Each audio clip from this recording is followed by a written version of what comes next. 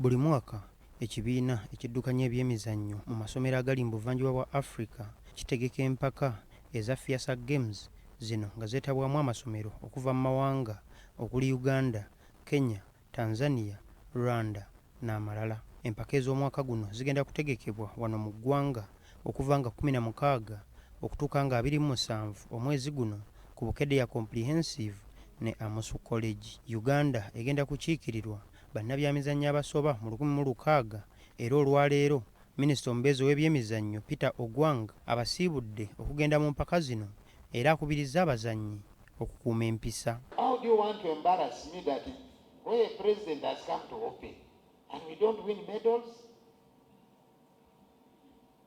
Are we being serious? Are we ready that we will win medals here? Team Uganda, are we ready to defend the country's name that we are going to retain our gold medals we won in Rwanda? Are we ready? Tuba preparinze bulungi mu national competitions, mu district, mu zone, ate tulaba nti tusaanira ekikopo kino kuddamu tukirete wano. Ate kampuni ya Star Times erangiridde nga bwegenda okutuusa ku bannayuganda empaka ezalijja eggwanga lya Spain ey'oku ntikko eya La Liga eya sizoni ejja eno ng'egenda kutandika olunaku olw'enkya.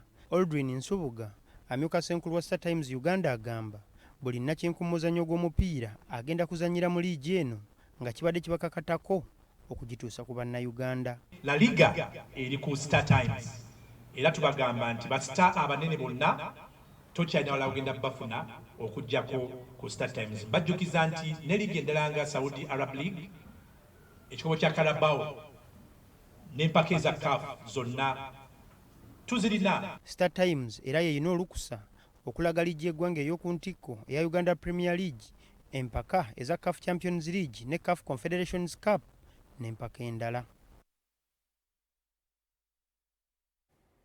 Weewaawo bwe tweyongerayo